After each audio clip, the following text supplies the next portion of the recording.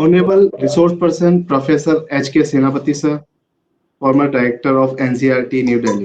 Respected Director in Charge AMU Center Jangipur, Dr. Amir Jafar sir, esteemed faculty members and all dear participants. Assalamu alaikum and warm good morning to all. As we all know that education facilitates quality learning all through life among people of any age, group, caste, religion, and region. We as an educational institution give utmost importance to education.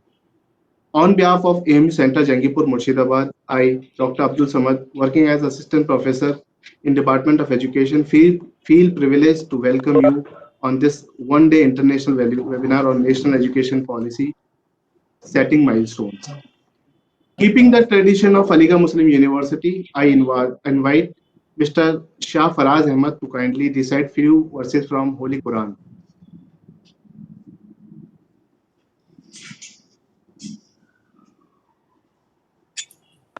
Assalamu alaikum. Good morning to all of you. Bismillahirrahmanirrahim. Qul huwallahu ahad. Allahu samad. Lam yalid wa lam yulad wa lam yakul lahu kufuwan ahad. Say, He is Allah, who is one. Allah, the eternal refuge. He neither begets nor is born, nor is there to him any equivalent. Thank you. Thank you, Mr. Shah Faraz Ahmad, for reciting beautiful verses from Holy Quran. A national education policy is a comprehensive framework to guide the development of education in the country. The need for policy was first felt in 1964 when Congress MP Siddeshwar Prasad criticized the then government for lacking a vision and philosophy for education. The same year, a 17-member education commission headed by the then UGC chairperson Daulat Singh Kothari was constituted to draft a national and coordinated policy on education. Based on the suggestion on the commission, Parliament passed the first education policy in 1968. A new national education policy usually comes after every few decades. India has had three to date. The first came in 1968 and the second in 1986, under the prime ministership of Indira Gandhi and Rajiv Gandhi, respectively. The National Education Policy of 1986 was revised in 1992 when P.V. Narasimha Rao was Prime Minister. The third in this series is National Education Policy 2020, released under the Prime Ministership of Shri Narendra Modi ji. We all are assembled here to discuss the role of NPE 2020 in setting milestones in making India a global knowledge superpower. We are honored today with the presence of one of the prominent educationists of our country, Professor H.K. Senapaty sir. Sir, we are extremely thankful to you for sparing your valuable time for us out of your busy schedule. As the anchor of this program, I extend a warm welcome to all of you, sir, on behalf of Director and on behalf of AMU Center Jangipur. Now, I would like to invite Dr. Amir Jafar, Director in Charge of Aligarh Muslim University Center, for a welcome address. Over to you, sir. Assalamu alaikum and a very good morning to all of you. Before I start, sir, I'm extremely sorry for the technical fault, the WebEx software that we with the previous link. So for all that we have been delayed, and I'm extremely sorry to sir and to all other participants for the delay. So on a formal note, I extend my warm welcome to Professor Senapaty ji and to all the members or the participants who have taken the effort to join for this program. And before I start, I have to extend my heartiest gratitude to our patron, Professor Tariq Mansoor Sahab, our Honorable Vice-Chancellor of Aligarh Muslim University. Sir has been always a very, very inspiring and a motivating person for all the activities relating to our center. Now, for the last few months, we have been organizing various webinars And I have a very active team of few young faculty members who have been constantly helping me with this. So we decided to have a webinar on new education policy, and we have seen that a lot of webinars have been conducted on the critical aspect and whether it is good, whether it is bad, and all that. But we, after a few days of discussion, literally said, no, we should, because see, new education policy is what it's accepted. We have to accept it. So now, what needs to be done to implement the new education policy of 2020? We decided to title our webinar as National Education Policy 2020, Setting Milestones. Now, the main objective of this webinar is to identify what are the things we need to do. Like, we have to get geared. Like, I'll say this is a much awaited policy. Now, this is going to give us a new system in our education. Students are going to experience a different kind of a curriculum, different kind of time frame that has been laid down. So a lot of things to be done. And myself being a person in the field of human resource management, I think a lot of reorientation is needed for the existing students. We need to work on the mindset of the upcoming students of B.Ed and M.Ed who will be the torchbearer of this new education policy, because change won't be immediate, but it will definitely take some time. But we have to constantly work towards this, because this calls for a new culture, a very, very innovative. So we need to reorient ourselves in this new framework, which has been set out by this new education policy. And before discussing who can be we have been looking for the resource person, and Dr. Aiyaz suggested that, and after our discussion, we couldn't think of anyone better than Professor Hurshikesg Senapaty ji. So thank you, sir. Thank you very much for giving your consent. I know you have got an extremely busy schedule and you took up time for us. So thank you very much. And I extend a very, very warm welcome to you. And we, and along with the other 66 participants who have joined so far. Sir, I'd just like to share this with you. We had I say immense, it is a colossal response for a webinar conducted from a center. We had 350 registrations, but it is, I think people will be joining. We had got 350 people have registered so far. The previous webinars, it used to be 100, 120, 25, not more than that. So we are very happy, and it is just on a solo seminar and a speaker. So I think a lot of credit goes to you, sir, on the topic, because you are very well known for your work and people know you since you have been the director of NCERT.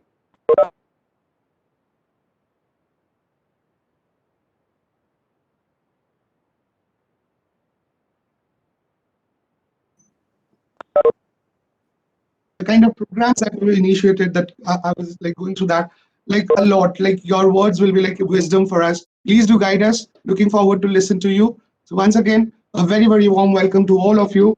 And I would like to end with the note, which I think it's mandatory on my part. Thanks to my organizing committee members. These 3 young faculty members have been immensely helping me for the last few months. And we have been able to organize few webinars very successfully on very contemporary areas, where we got the consent of very few eminent people, eminent personalities to speak for our webinars. So I extend my thanks to Dr. Aiyaz Ahmad Khan, Mr. Mohammad Umair, Dr. Abdul Samad, all faculty members of Department of Education, Aligarh Muslim University, Murshidabad Center. So over to you, Umair. Thank you. Thank you very much, sir. Thank you, sir, for this beautiful address. Now moving ahead, it is the time to listen our resource person of the webinar. Participants are requested to send their queries in the chat box. Your queries will be discussed by the resource person after his address. But before inviting him, I wish to read a brief profile of him. Professor Hurshikesg Senapaty is a professor of education and former director of NCERT. He was also awarded honorary D.Litt degree by Ravenshaw University, Odisha. He had a rich 32 plus years of experience of teaching, research, development, training, and extension in the area of school education and teacher education. In his last 5 years as director of NCERT, Professor Senapaty has led the consultation related to the national policy on education at the NCERT level in the states or union territories. Further, Professor Senapaty has also led the development and implementation of learning outcomes for the elementary and secondary stages. Professor Senapaty has also guided the process of development of preschool curriculum and also promoted art integrated learning across classes, guiding development of many relevant guidelines. Other material related to this area and also conduct of activities such as the art festival, Kala Utsav. He has also lead a review of NCERT's textbook in the year 2017-18 and 2018-19 and played a lead role in the development and publication of vocational education textbooks of various job roles. Dr. Senapaty has special interest in the area of health and well-being. Under his leadership, two textbooks on yoga have been brought out. He also led the development of health and well-being curriculum for across the school stage under Ayushman Bharat scheme. Professor Senapaty completed a good number of research projects, published number of research papers on constructivist pedagogy, integrating ICT with constructivist pedagogy, teacher education in a new paradigm of learning, and presented a good number of papers in national and international conferences in the area of teacher education, elementary education, and educational technology. He has developed a number of training packages for teachers, educators on pedagogy, technology integration for professional development of teacher educators, ICT mediated constructivist learning, ICT integrated uh, learning materials on basic school subjects, instructional strategies, teaching strategies, research methodology, information and communication technology in teacher education, internet-based learning, etc. Professor Senapaty attended Asia Pacific Regional Global Citizenship Education Network meeting in Indonesia. He visited Republic of Korea to attend a workshop on Indian educators of NCERT in Seoul. He visited Australia to sign a memorandum of understanding between NCERT and Curtin University, Australia. Recently, Professor Senapaty attended the third international conference on global citizenship education held in Seoul, Korea. He has also participated in the International Forum on Education in Poverty Elimination and Sustainable Development at Dujingyan, China. He has also served as the head Department of Extension Education and Department of Education, the Institute of Education, Bhubaneswar, and as the principal RIE Bhopal as a constituent unit of NCERT. Professor Senapaty has led a mega capacity building program entitled NISTHA in the entire country, which aims at the training of 4.2 million teachers and school heads by key resource persons trained by NCERT teachers. Through professionally designed integrated model of teacher training, NISTHA focuses on social personal qualities and health and well-being of children, cutting across all the subject areas. With these words, now I invite Professor H.K. Senapaty sir to enlighten us on this occasion. Over to you, sir. I am highly deeply regretted for the delay in this program. Over to you, sir. Thank you, sir. Very good morning. I'm very happy to be a part of this program. I'm grateful to Aligarh Muslim University, this Murshidabad Center, for giving me this opportunity. Really, this is the time we should have more discussion on this national policy on education 2020, because this is high time and we are going to implement this policy, and this policy has been released after 34 years because the last policy was in the year 1986. Now it is the first policy of 21st century. This is a good opportunity, and let us share our experiences. Just I would like to highlight the basic features of this policy, keeping in view the recommendation and also the implications. Just I would like to highlight that before this policy, we had two more policy. And just I would also like to highlight that after independence, we all know we had one commission, that the University Education Commission, under the chairmanship of Dr. Sarvapalli Radhakrishnan in the year 1948-49. After that, there was a Mudaliar Commission for Secondary Education Commission in the year 52-53. Then National Education Commission, Kothari, known as Kothari Commission, that was set up in the year 1964-66. Then we had National Policy on Education 68. Then National Policy on Education 1986. Then this is the third policy, which has been released in July 2020. And along with this policy, we have also developed curriculum framework, a four national curriculum framework, because in past national curriculum framework was developed in the year 1975 by NCERT. Then in 1988, then the third one in 2020, the 20, in 2000, and the last one in 2005. So this is the development what we have done in the field of education, both school education, higher education, and teacher education, to improve the quality of education. But still, we have not been implement all the policies, all the recommendations, because many recommendations are still there, but we have not been in a position to implement all these. But now this policy has come in a very big way, and we are very optimistic that with the help of this policy, we out a significant change in the entire scenario of education, including the school education, higher education, teacher education, vocational education.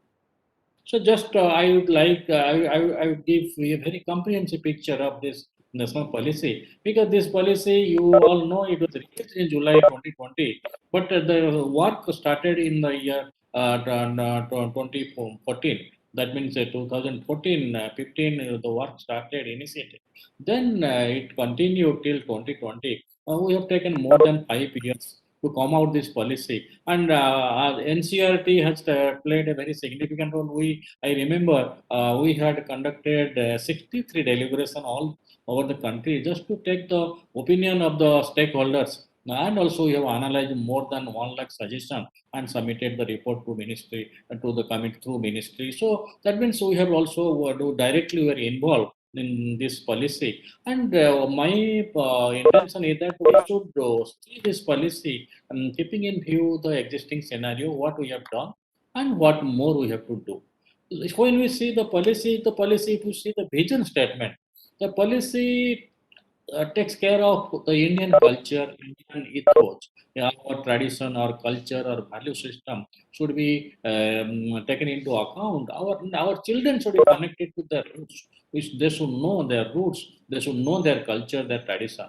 And the second one, that come out with a very equitable, vibrant society. That is the expectation of the policy, that we should be in a position to come out with a very equitable, vibrant society, so that all children who are coming from tribal area, rural area, slum, and other backward area and remote area, who are deprived, who are not getting right type of education, they should take advantage, they should be benefited out of this policy. This policy is implemented in true sense. Definitely, all the children of our country are going to be benefited, so that we can create a very equitable, vibrant society.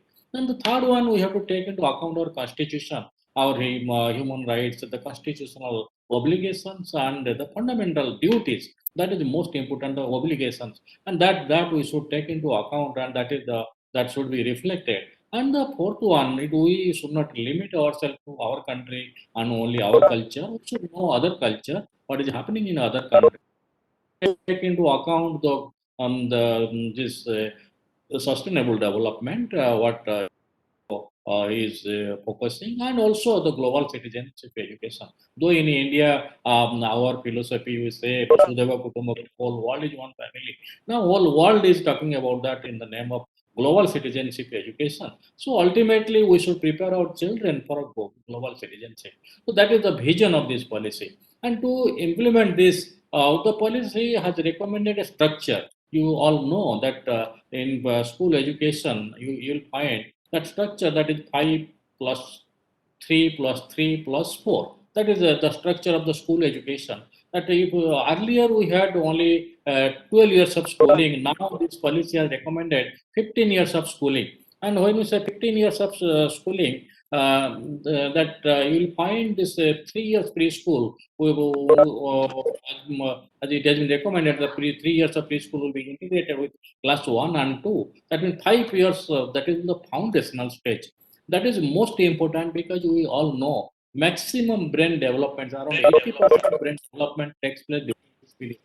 That is why it has highlighted on this foundational stage that all the children who are coming from different region and different part of the country who are not getting right type of education, they should be provided the basic facilities. And this foundational stage means they will be they will be provided with the basic opportunity to develop their potentialities, so that they can cope with others and they can compete with others, and they will not leave the school. There will be no dropout. That is why this policy is putting lots of emphasis on the development of foundational literacy and numeracy, and it has recommended there will be one mission, that a literacy numeracy mission, and that mission will take care of this literacy and numeracy, because it is there in our school system. We are putting a lot of emphasis nowadays on the development of these basic skills, competencies, literacy, numeracy, etc. But the policy has recommended that to make it more effective, the policy has recommended there should be one mission, that higher education literacy numeracy mission, which will take care of this. This is the most important policy has recommended. That is the first foundational stage. Then in second stage, that you will find, that is the preparatory stage, class 3, 4, 5 preparatory stage.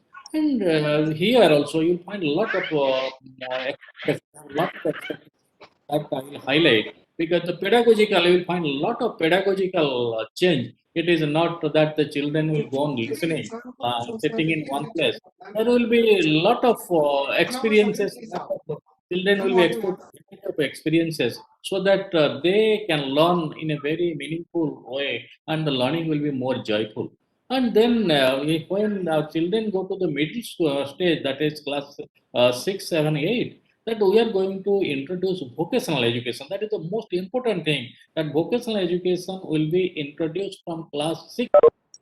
Now, in the existing system, we have vocational education from class 9, 10, 11, 12. But now, as per this recommendation of the policy, vocational education will be introduced from class 6 onwards. Children will be exposed variety of vocations, and not only that, they will be exposed to these different type of vocation. They will not only they will be given the pre-vocational experiences, rather it will help them to develop the dignity of labor, because we want to promote dignity of labor, that no work is inferior, no work is superior. That feeling, that attitude we should develop from the early stage. That is why it is going to be introduced from class 6 onwards, and it will bring about a change in the mindset, and as well as it will help in the development of skills and competencies. And when our children will go to the secondary stage, a lot of options, because this is class 9, 10, 11, 12. A lot of option. Why we say lot of option? That because new subject areas are going to be introduced. Now we are talking of this artificial intelligence, coding, or the keeping in view the need of the 21st century. And we want to develop the basic skills and competencies. And keeping in view that new subject areas are going to be introduced, because we have to take care of the aptitude of our children, and they should provided subjects as per their choice, as per their aptitude. That is why good number of new subjects are going to be introduced. Because if you see from theoretical point of view, we are talking of intelligence. But when you say multiple, in many areas are there. But in our school system, our focus is more on logical and mathematical intelligence. But we have to go beyond that.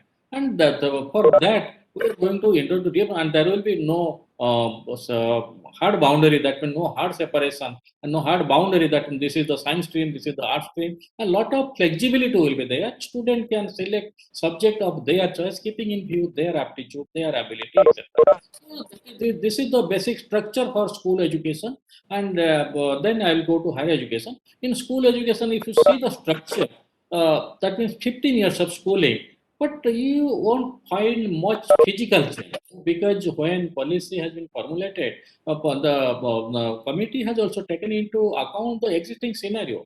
If there will be a lot of physical change, it will be difficult to implement this policy. You won't find much physical change. Only physical change means that 3 years preschool will be integrated with the class of 1 and 2. And the most important that if you see the other features of this policy, particularly you'll find a lot of flexibility, and most important thing, we are going to put lot of emphasis on multilingualism. That is the most important thing as per this policy. Multilingualism is most important, because children who are coming from tribal area, some or other area, their mother tongue is not same. That means, suppose I will give you the example of Odisha, and in Odisha, normally our textbooks are available in Odisha language, but children who are coming from tribal area, their mother tongue is not Odia, and their language is different. And when they are asked to learn through this Odia language, that in textbook which is written in Odia language, it is really difficult for them. That is not the problem in Odisha. In most of the states, they are facing, because we are using the state language, regional language, to prepare the textbook. So that is why what you will find, that will be multilingualism. Textbooks will be available in their language, so that they can learn in early stage. It has been recommended, and research finding shows that if they are exposed to they learn through their mother tongue, the learning will be better.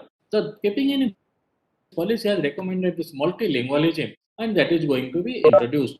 Another thing, most important thing you'll find, we are going to highlight the local culture, local tradition, because in our textbook, you'll find the local culture, because now we are preparing everything nationally, there will be curriculum framework, but the local things will be highlighted, and students will be, when we say that children should be connected to their roots, and we can connect them to their roots if they know the local culture and local tradition and their language, their value system. So that is why all these things we are going to integrate in our textbook, so that children at early stage they will understand the local things. Then they will go to higher stage, they will understand the other things, and when they will go to the higher education, they can know everything. So that is the purpose that we are going to introduce is multilingualism and lot of flexibility. Because this policy, what you find, it's very inclusive in nature. This is inclusive and holistic. Why we say this is inclusive? Because inclusive in the sense it includes, it takes care, including the Divyang children. The Divyang children who are having a lot of difficulties, this policy is going to take care of them. And the children who are coming from deprived section, they are benefited, because we are going to develop a very equitable, vibrant society. And holistic, because it is not going to take care of only the cognitive domain, it is going to take care of the emotional, social, ethical, and other aspects of personality. That is most important. That is why in the policy it has been mentioned that there will be no hard separation.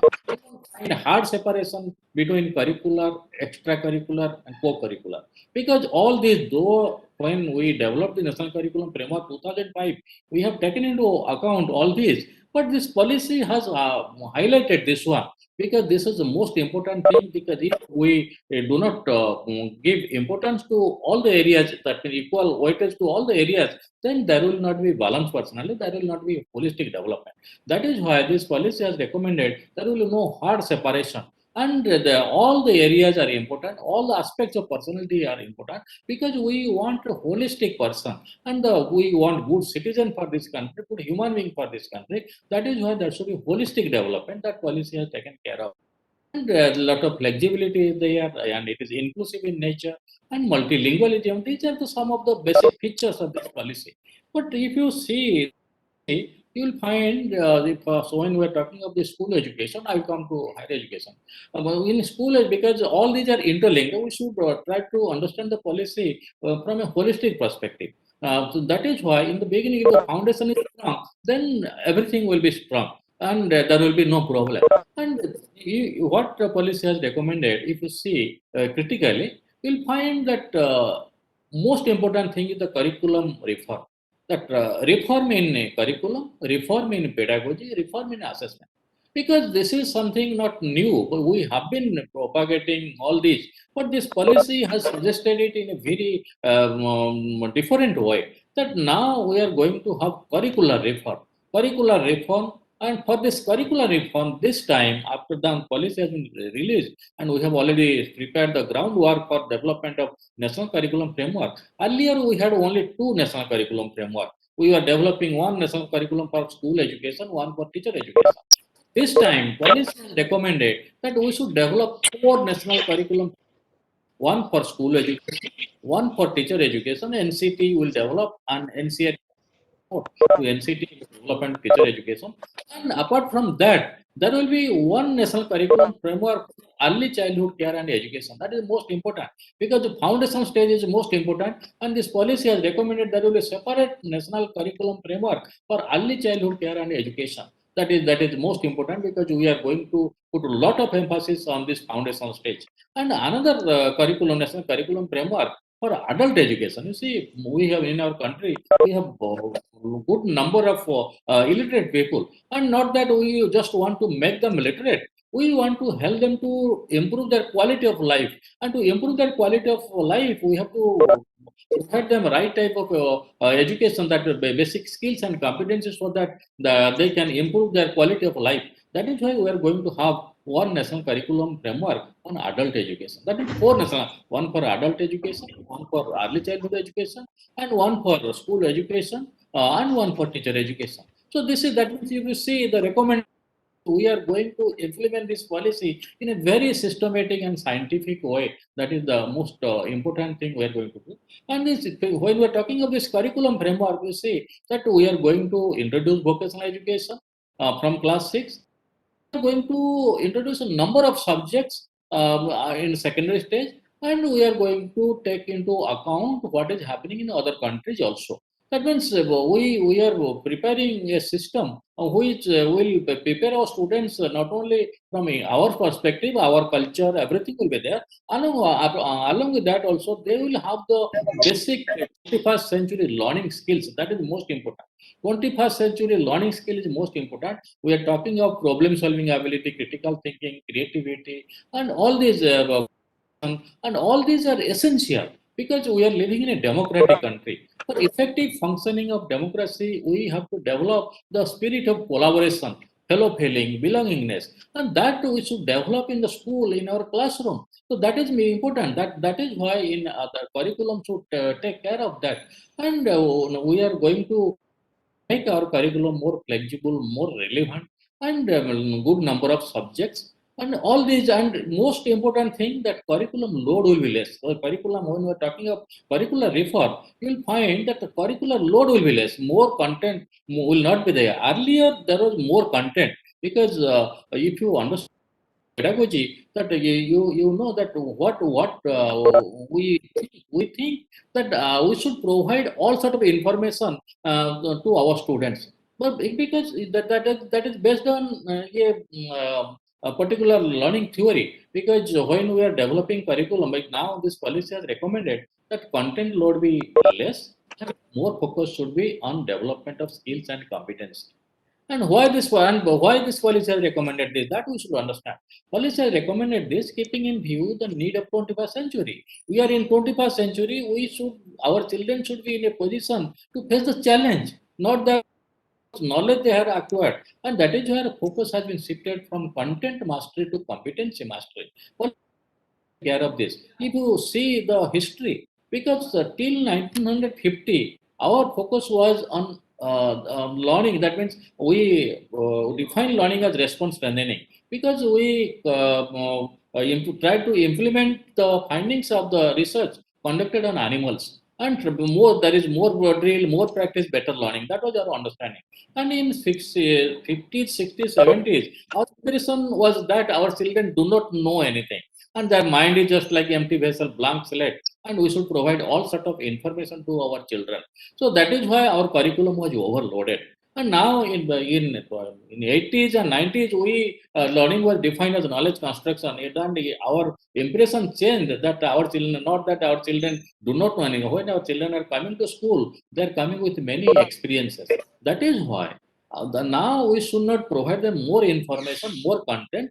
Rather, we should provide them we should help them to develop the basic skills and competencies so that they can be good citizen of this country. They can be human being. So that is why you'll find a lot of recommendations for reform. That is most important. Development of skills and competency, introduction of new subjects, and focus is on 21st century learning skills. The second reform, what the policy has recommended, what you find overall, if you go through the policy, that is the pedagogical reform. It is most important because till now, what we do, though National Curriculum Framework 2005 has recommended many things, keeping in view the latest development, particularly in the field of learning. We all know there is a paradigm shift in learning. Focus has been shifted from content to competency. That has been recommended.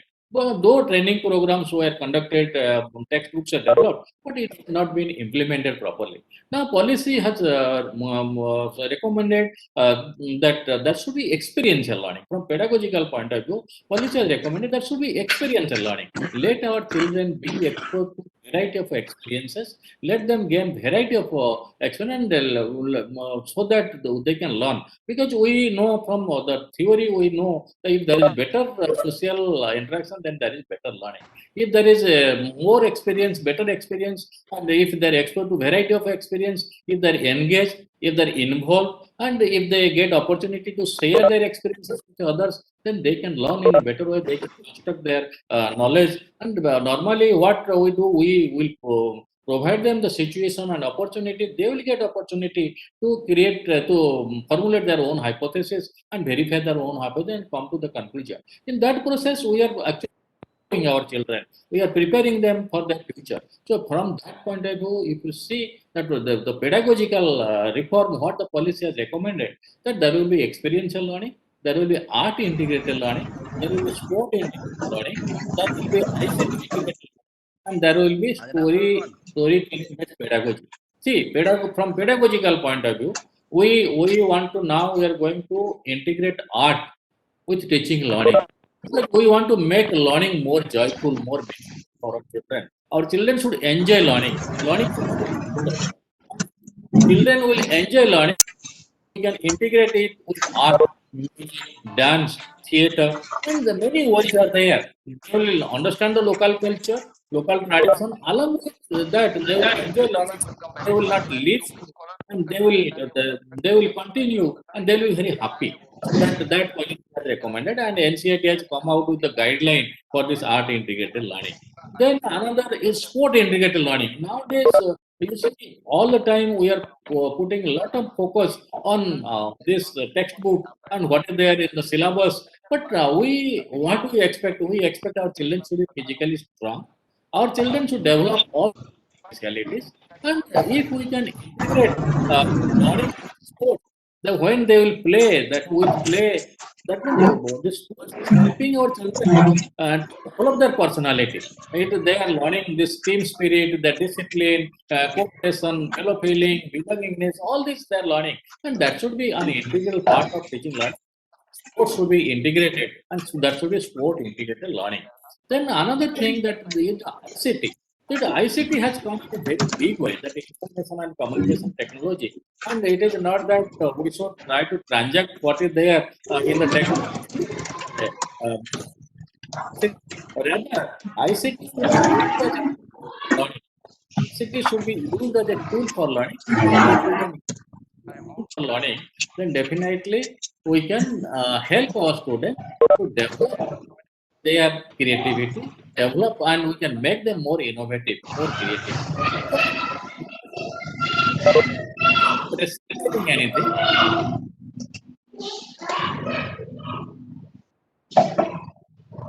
we are not prescribing anything, and rather we are helping our students to innovate.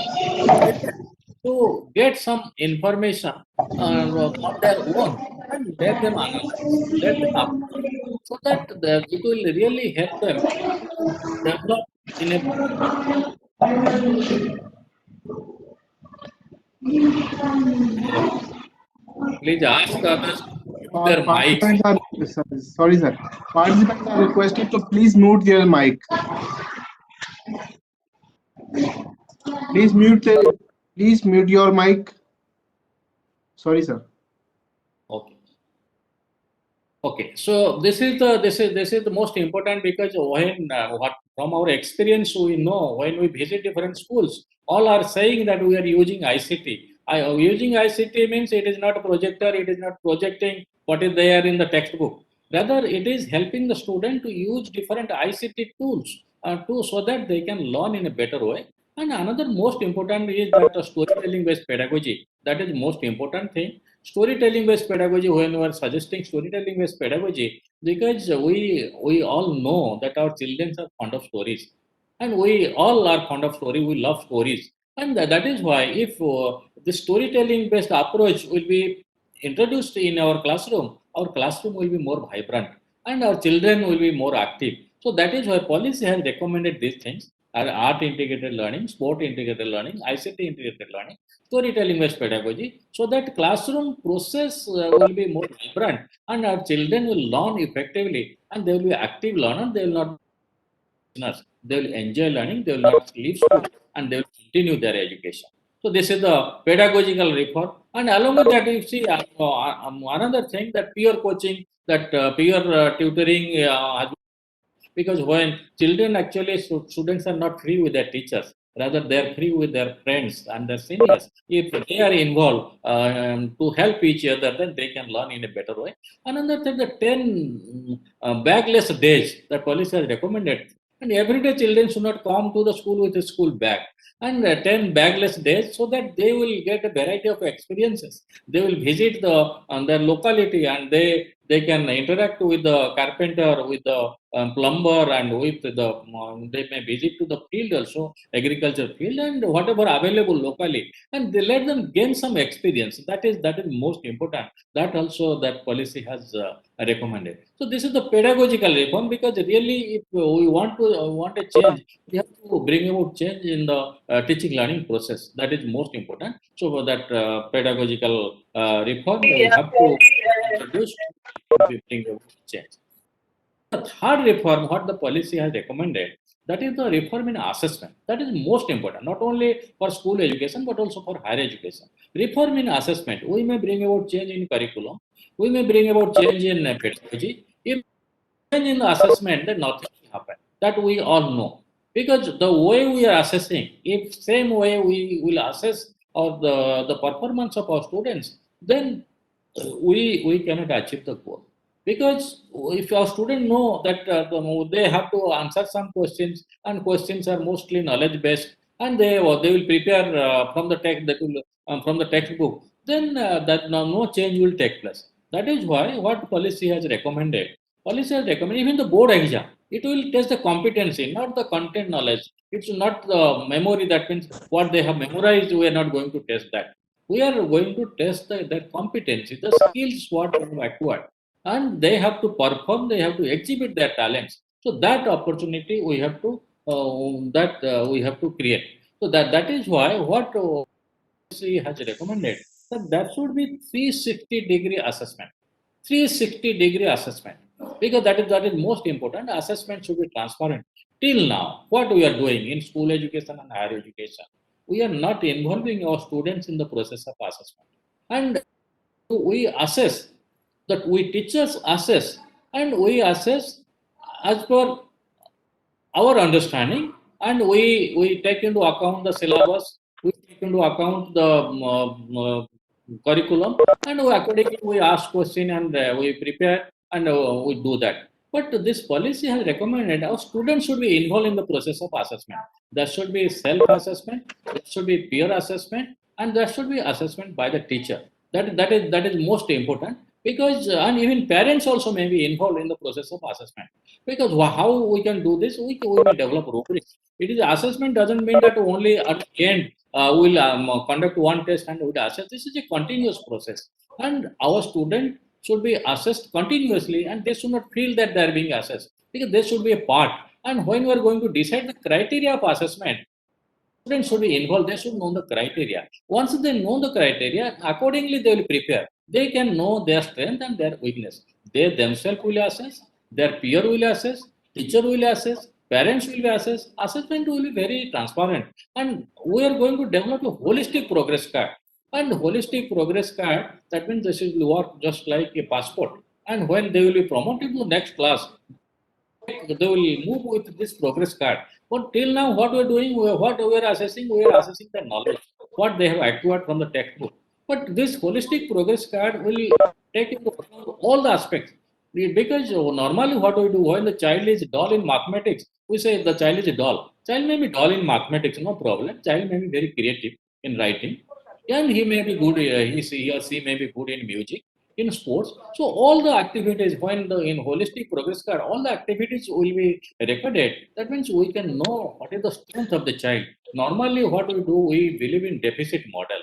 All the time we try to find out what our children do not know. But now our focus is we should know the strength, what our children know, what potentiality they have, what they can contribute. So that strength model, that we are going to highlight on the strength model, and is maybe poor in one, maybe reach in other areas. That aspect we have to take care of. The holistic progress card, 360-degree assessment, and transparency in assessment, involvement of all stakeholders in assessment. So it will bring about a reform in the entire process of assessment. And in board exam, we are going to assess the competency, not the knowledge what they have acquired from the textbook. So all these three major recommendations, that is applicable not only school education but also higher education, because we have to involve our student. What policy has recommended, that should be linkage, proper linkage between school education and higher education. And when we'll come to the higher education. In higher education, if policy has recommended many things, because most important that the restructuring, and we will find that teaching intensive, research intensive in university, teaching intensive university, and autonomous colleges, degree awarding colleges, and there is no hard separation in the process. One teaching university may be research university, and the one of the major recommendations, the higher education will also help school education. So that is most. Now there is no linkage. That linkage we have to establish, because our school education is for higher education. If there is no linkage, if higher education will not help school education in a qualitative improvement, it will be difficult. So policy has also taken care of that, and this policy has taken care of this on higher education, that for this inclusive education, and to create a equitable and vibrant society, and we have to open a good number of higher education institutions in the deprived area, particularly socio-economically deprived regions that they are, and there we have to introduce more education, establish more education, higher education institutions, so that the children who are coming from this area, they will get opportunity to study. So that is that, so that we can achieve the goal of equity, and we can really develop a very equitable, vibrant society. And if you see that very popular thing, that multiple entry, multiple exit, our students can join the course, and after 1 year also they can leave in higher education. And when they are leaving, and but giving them any certificate. But when this policy will, that they will get at least one certificate after 1 year. If they leave, they will get one diploma certificate. Then after 3, then 4 years that degree, what policy has recommended, that 4-year degree. So that is most important. And similarly in master degree for the students who will be completing 3 years of degree, and there will be 1 year master degree for the students who will be completing 4-year bachelor degree, and 5 years of this master degree program will be there. And all these recommendation, multiple entry, and that credit system will be there. So this is really going to make our system more flexible, and it will take care of all categories of learners, because those who are having some difficulties, they can do that, and they can learn in a better way.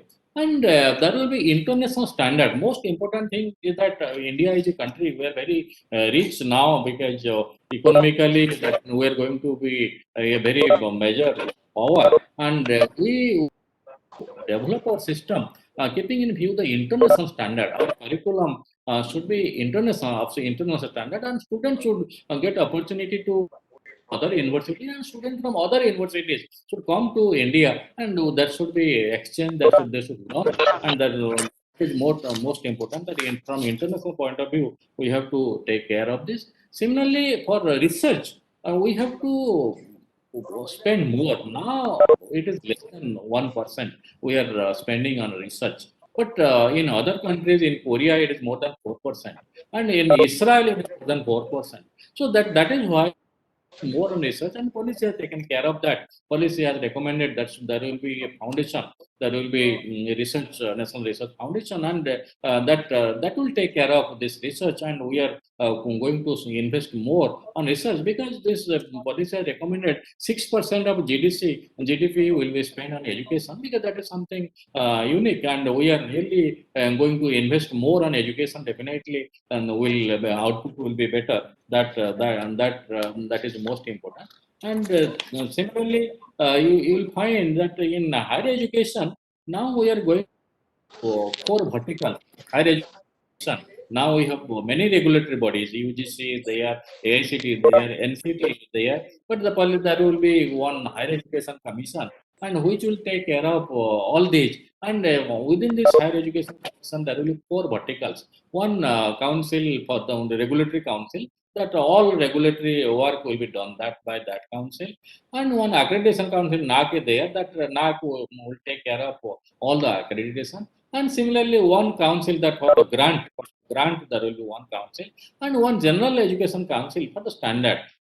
Most important thing what we have done in school education and what we have not done in higher education. In school education, we have defined learning outcome. In 17, we have defined learning outcome for class for elementary stage. Then in 18, we have developed defined learning outcome for secondary. Now higher secondary also it is in the process. But the school education, we have defined the learning outcome, because our focus has been shifted from content mastery to competency mastery.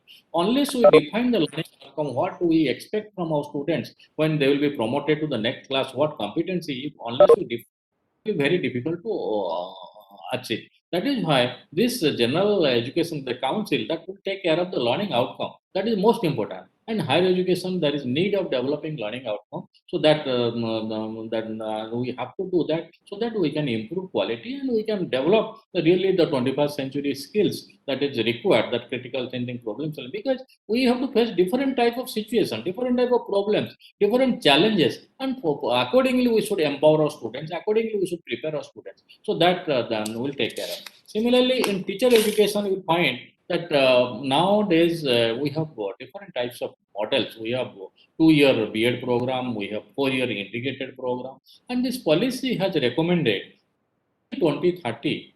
There will be all the courses will continue. 2-year B.Ed program will continue, and 4-year integrated program will be there. But after 2030, all the programs will be uh, up 4-year duration. That means 4-year integrated B.Ed and BA program will be there. Because that is most important, because now to improve the quality of education, we need good teacher.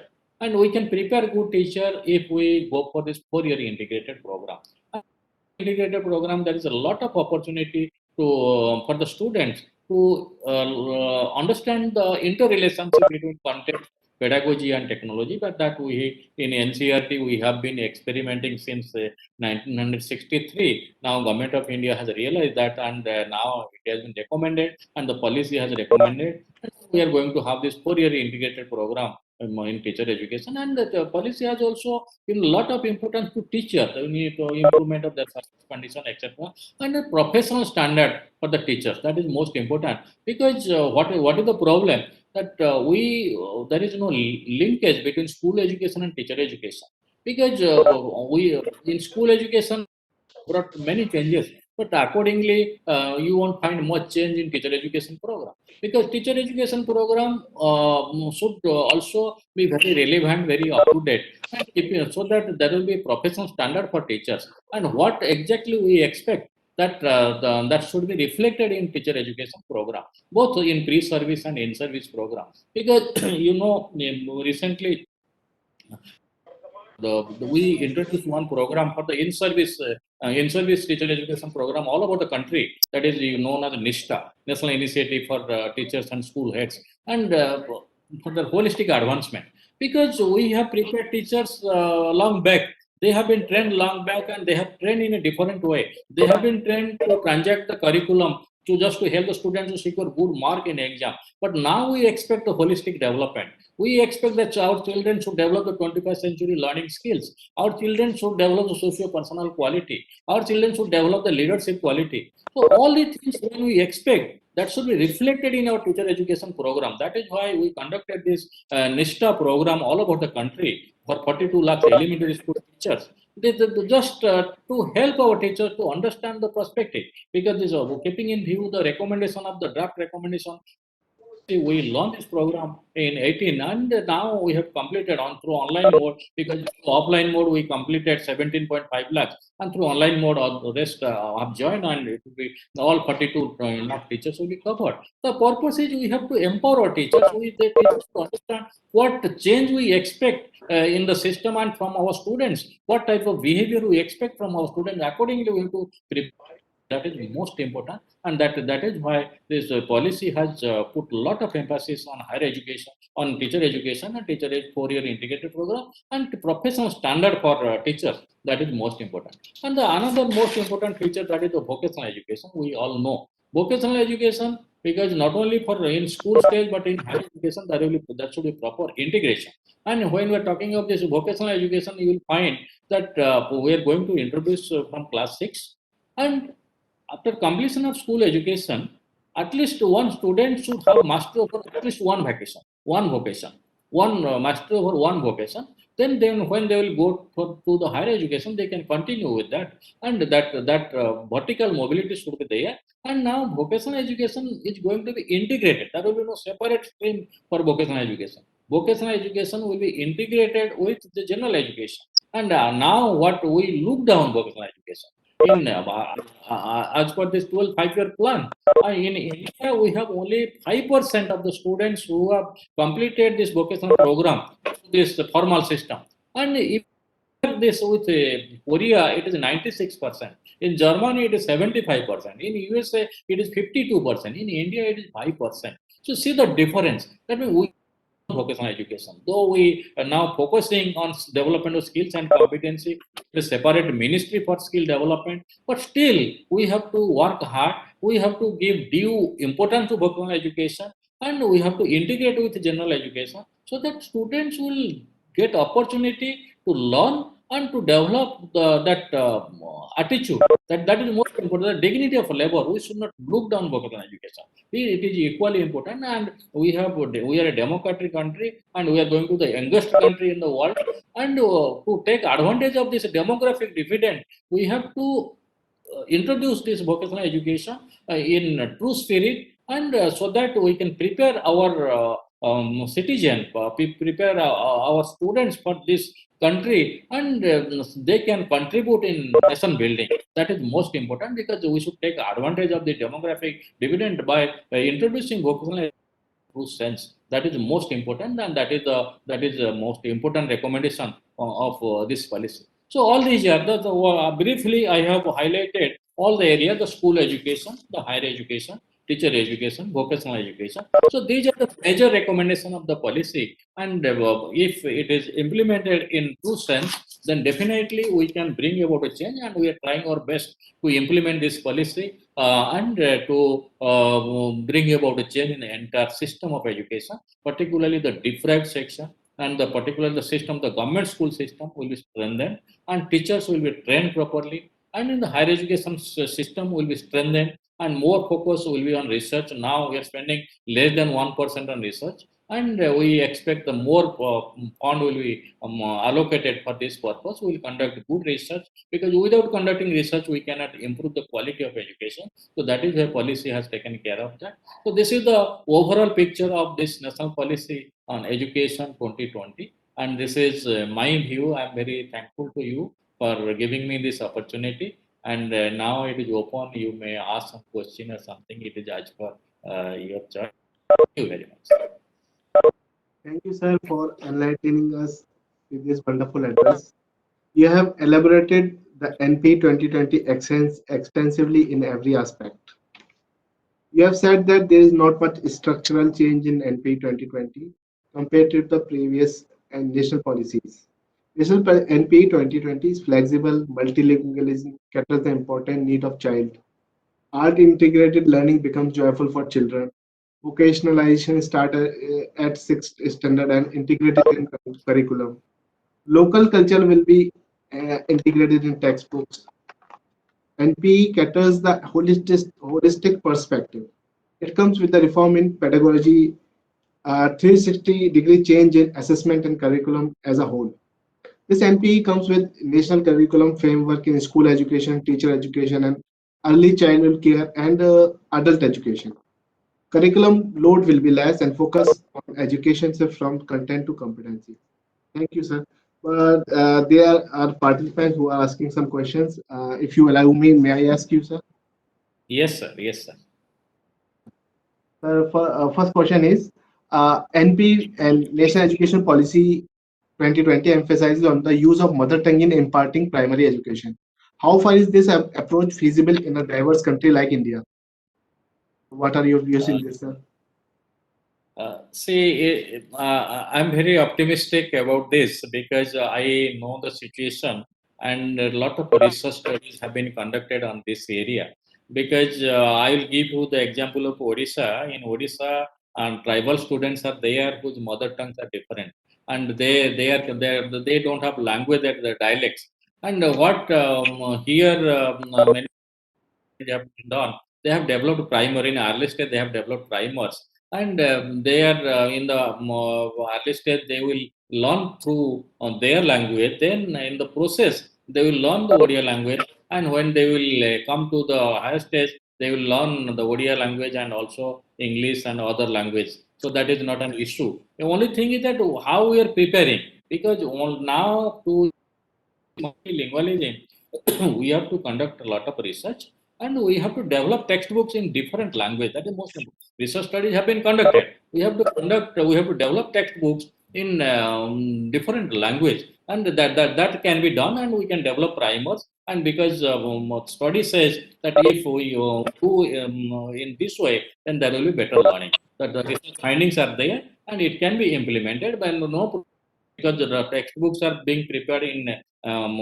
different languages, and when suppose this particular state will take care of that, because this education is in concurrent list, and they can prepare the textbook in different languages. That is not an issue.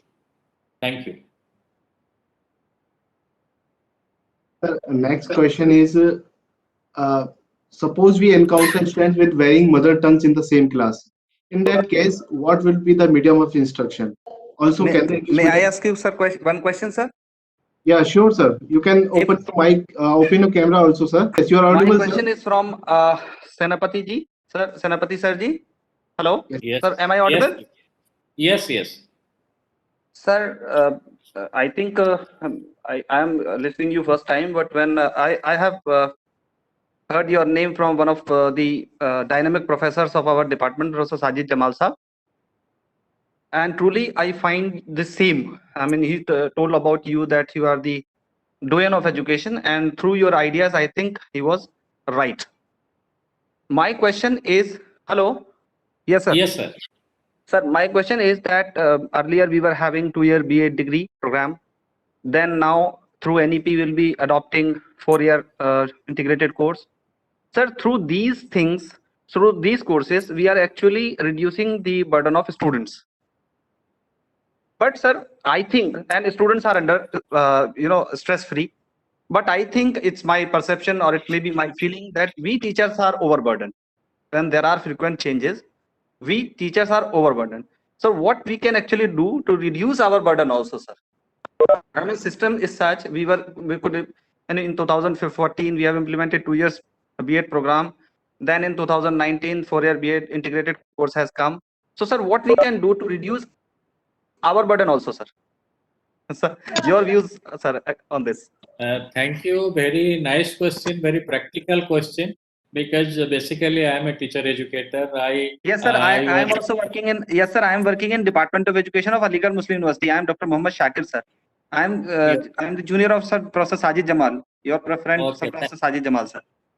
Thank you. Thank you. Yes, What so I'll give you the background because this 2 year earlier this 2 year B.Ed program was not there. It was only 1 year sir. B.Ed Yes, program sir. was there. And what we did, at that time I was in Bhubaneswar. I remember those days in 99 2000. We started this 2 year B.Ed program, and we started it for RI and one is the Gujarat Vidyapit. They also started this 2 year B.Ed program, and we continued with this. Why we introduced a 2 year B.Ed program? Because 1 year B.Ed program was not adequate enough. 1 year was not adequate enough to help the student to develop their basic skills and competencies. So that is why we thought if 2 years are there, more internship, they will get more time to visit school, to interact the student, to gain different multicultural experiences, working with the community and internship, so many things to practice because we want good teachers. Then in 14, that NCT and the government of India realized, yes, 2 year program is better than 1 year program. Then they accepted this idea and then 2 year program was introduced. Then we started this 4 year integrated program in 1963 in 4 RIs that people do not know because we started and we have a very rich experience. We are very happy that our students are getting better placement and they are not only in working in our country, they are going out. And there is a great demand for our product. Why there is a great demand that we should know? Because our students are developing the basic competencies. Because of that, they are getting more opportunity for integration of content with the pedagogy from the beginning. From after +2, when they are joining this course, they are having aptitude and they are getting to know the content along with the pedagogy. From the first year, we are trying to integrate. 4 year is enough to provide them right type of experiences. So that is why this is essential. And from our point of view, no issue because we should know that our job is to prepare good teacher. If we can prepare good teacher by introducing this 4 year integrated program, then we should go for it. And I know there is some burden, but that is not a burden actually. We are doing same thing, but only we have to change our mindset, we have to change our approach so that we can prepare better teachers. Because in teaching profession, there should be less theory, more practical, more internship, more experiences, more exposure. Because what type of exposure we will provide to our students in teacher education institution, same thing they will do in the school. I will tell from my experience when we conducted this NISTA program for the in-service teachers all over the country. There was a less lecture, more activity. Teachers were involved, teachers were engaged in different types of activities. And once we do that, we create that type of environment, we'll enjoy learning. You should not go on delivering lecture. We should create opportunity. We should really help our students to develop their basic skills and competencies. That is essential. So that is why I think this what policy has recommended. That is for the betterment of our country, betterment of this teacher education, and we should really help our students to develop their skills and competency. And ultimately, once we understand this, burden will not be a problem, and we can overcome this. This is not a big thing that we can overcome. Thank you. Thank you, sir, for such a nice response. And listening you is always a treat, sir. Thank you. Thank you, sir. I have heard about you, and what I heard is, truly, sir, it is correct. And I am thankful and indebted to the organizers, the organizing team, that they have conducted so many webinars and workshops, and they have given us opportunity, and we are attending because of these organizing team, and they have, brought you, sir, here. And when you are delivering lectures, it's not easy. I know, sir, what is your schedule. Sir, thank you for coming in Aligarh Muslim University Center. and for delivering such a wonderful lecture, sir. Thank you very much. Thank you to Dr. Samad Saab and thank you to Aiyaz Saab for giving me the opportunity to listen. Senapaty, sir. Thank you, sir. Thank you once again. Thank you, sir. Sir, if time allows, may I ask you one or two questions or more? Yes, sir. Yes, sir. Sir, one question is, will the focus on multidiscipline not dilute the character of a single stream institutions such as IITs? Will the focus on multiple disciplines not dilute the character of single stream institutions like IITs, IIMs? No, IIT, IIM will be there. Actually, what our focus now, because we are going to introduce this multidisciplinary approach from the beginning. If you see the pedagogy that aspect I have not highlighted, that we have to move away from subject-specific pedagogy. Main purpose that we have to introduce interdisciplinary approach. Interdisciplinary approach, since our focus is on development of skills and competency. If it is interdisciplinary, because when we are talking of skills and competency, all these are interrelated, integrated. So that is why our approach should be interdisciplinary. But these IITs, IIM, they are not going to be affected because they are the research institution. They will continue thing, but we should understand the interrelationship among the subjects. It is not that we are teaching math and we should know about math only, but what is the interrelationship of math with science, with social science and other subjects? That also we should understand. That policy has highlighted that one interdisciplinary approach. That will be there. Sir, one question is that NEP 2020 aims to check the feasibility of providing vocational education through online mode. How is it possible to deliver vocational education through online mode, which is totally practical in nature?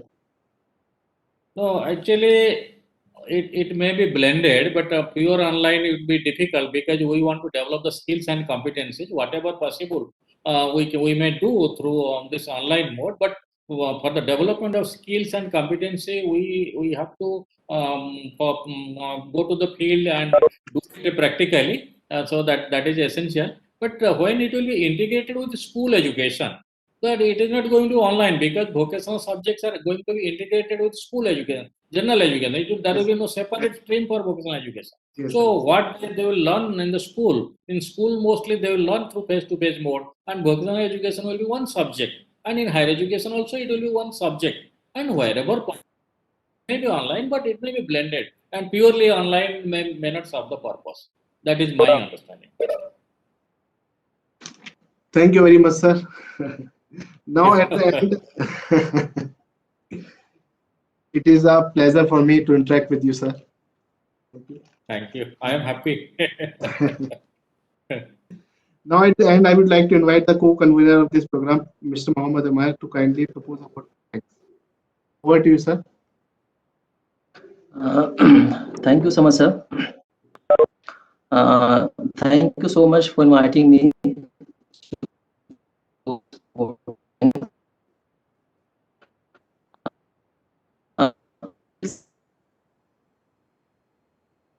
To all stakeholders involved in this program.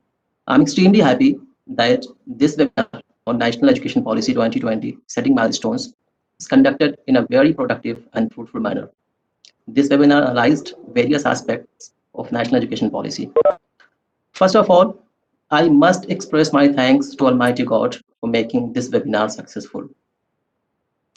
On behalf of Aligarh Muslim University Center, Jangipur, Murshidabad, we extend heartfelt thanks to our very special guest, the resource person of this program, and a very renowned academician, Professor H.K. Senapaty, sir, former director, National Council of Educational Research and Training, who, despite of his busy schedule, accepted our invitation and spared his valuable time with us. Sir, in his address, highlighted the important features of NEP and the ways to implement the provisions of NEP. Sir also discussed the various interventions incorporated in every stage of school education, and not only school education, but higher education and technical education as well. Sir, you have also educated us with major reforms in education and recommendations in NEP. So it was a very, very productive and great learning experience, and especially the question answer session was very wonderful. We are grateful to the program director and director in charge, Dr. Amir Jafar, for motivating us and providing his unconditional support to organize this event. I owe my special thanks to the members of the organizing committee, Dr. Aiyaz Ahmad Khan and Dr. Abdul, for their dedication and sincere efforts to successfully organize this program. I extend my gratitude to the students of the center and all teaching and non-teaching staff for their sincere support and cooperation. At last, but surely not the least, I extend my deep sense of appreciation and thanks to all the participants who registered and attended the webinar with great enthusiasm in order to make this event a grand success. Thank you all once again. Thank you. Thank you, sir. Thank you, sir. Thank you. Thank you, Umair, sir, for formally proposing vote of thanks. Now this program is formally ended, and you may leave. But there is an announcement for participants that a feedback link has been sent in the chat box of this meeting. You may fill this fill the feedback form. Thank you very much, Senapaty sir, for sparing some time, and I am apologizing for the delay in this program due to some technical reasons. No problem. No problem. Thank you. Thank you very much. Sir, once again, thank you. Thank you so much. It was wonderful to see you. Yes, this is a great experience. Thank you. Thank you, sir. Okay. Okay. Sir. All Can I other leave questions? now? Yes, you can leave, sir. Thank you very much.